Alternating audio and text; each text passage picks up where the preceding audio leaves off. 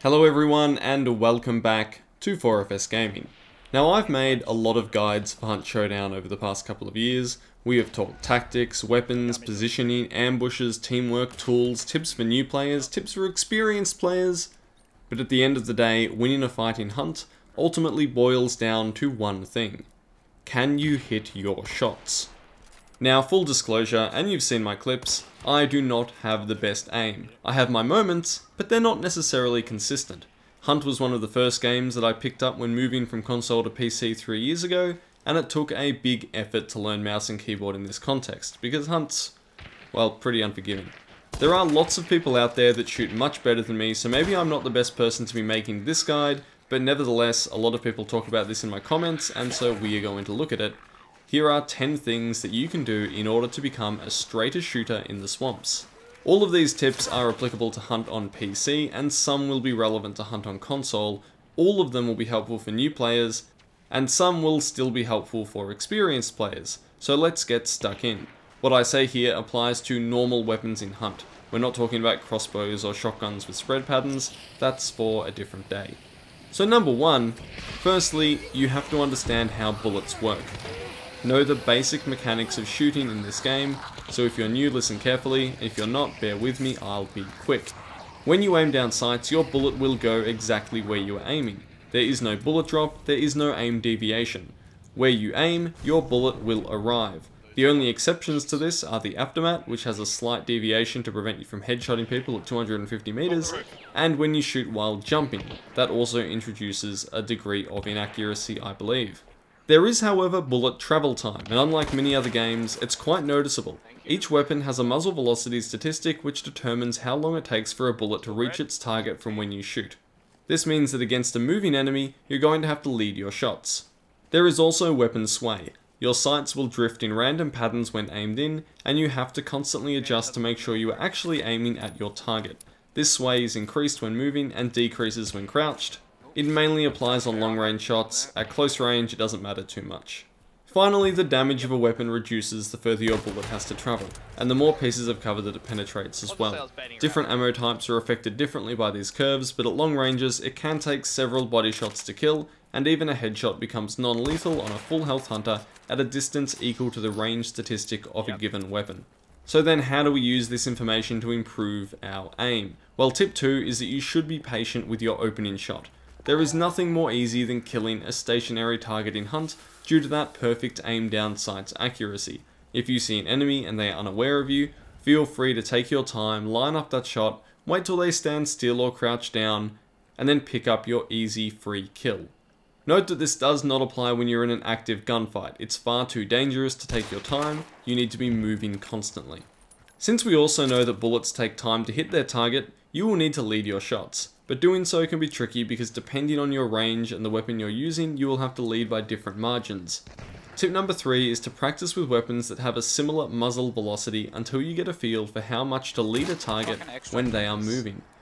Once you have a baseline idea for one set of weapons, such as the Martini Henry, the Winfield or the Carabiner, and they all have similar velocities, you can consciously adjust how much you need to lead when using faster or slower weapons. This will allow you to get really nice headshots on targets running perpendicular to your position. Number 4 is that you don't always have to go for headshots. Headshots are great and they will turn the tide in a battle very quickly, but depending on range, it might be much more reliable to land 2 hits on the body, which is a larger target, than waste time missing the head. In this clip, I see a close target and engage by aiming center mass, which I know will be a quick 2-shot kill. After I get hit, however, I know that my time is limited. I will need to score a headshot on the second target or I will likely not survive, so I adjust my aim accordingly. Knowing whether to aim for the head or body is a simple gamble of what will kill someone faster. One shot on a smaller target or multiple shots on a larger target. You can calculate which has a better probability of success based on how confident you are in your shooting, the power of the weapon in your hands, and the distance to your target, and also how immediately you have to dispatch that opponent before they kill you. Now we'll start to get technical. And number 5 is a tip that even players with thousands of hours can use to improve their shooting. You should spend some time tuning and adjusting your sensitivities and mouse setup. Now I don't have data to back this claim up, but I would think that the vast majority of Hunt Showdown players have their sensitivity set way too high. It will depend on the size of your mousepad and also your DPI, so I can't tell you what settings are right for you, but generally you want a high enough hipfire sensitivity to do a 360 by moving your mouse from one side of your pad to the other, but perhaps only achieve a 180-degree turn while aiming down sights. As for physical setup, you are going to do a lot better with a large mousepad, allowing you to use bold movements of your arm to turn, while still allowing for fine adjustments of your wrist to aim at distant targets. Go off and spend 30 minutes tweaking your sensitivity in training mode, and thank me later. Number 6 is a term that you will have likely heard before: crosshair placement. The default resting position of your crosshair is a habit that you will develop for every shooter, and in general you want it to be as close as possible to where an enemy's head or upper chest will be. This means that when you come around a corner, if there is an enemy present, you essentially only have to worry about lateral mouse movement to line them up and take a shot. Next time you are moving through compounds in Hunt, take note of where your crosshair is placed compared to the environment, and if it is too high, or given Hunt's low crosshair placement you will more likely be aiming at the ground and not even realize it, you can adjust it accordingly to develop better habits when it comes to crosshair placement. Tip number 7 is all about shooting. Shooting a lot. Now I know tip 2 was to be careful with your shots, but that's when you're initiating a fight. When you reach the showdown part of the game and the bullets are flying, then shooting a lot should be your go-to tactic for landing hits. If my aim is only half as good as my opponent, but I spray out twice as many bullets, then we have an equal likelihood of headshotting each other. This is why I like to recommend forgiving weapons like the Winfield, Carabiner, or Nagant Officer to new players, or players with poor aim, because you can certainly miss a few shots and just keep shooting, increasing your probability of a hit. Now of course, you do have to remember all of the good defensive tricks and tips that I've discussed in other guides, because shooting a lot can also leave you vulnerable if you're not careful and you keep shooting out from the same place without moving enough. Tip number 8 is kind of related, and I'm going to regret saying this.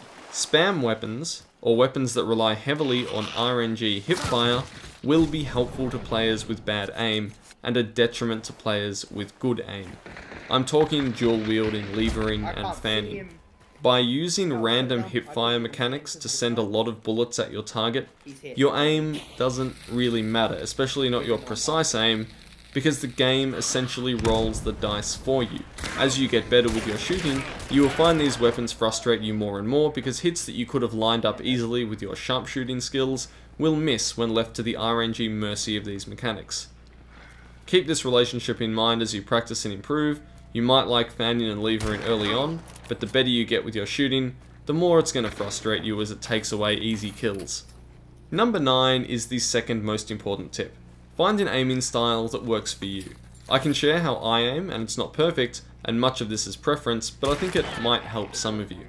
My belief is that in Hunt, it's ineffective to try and hold the sights over a target and keep it there while you continue to fire. It also limits your defensive movement potential.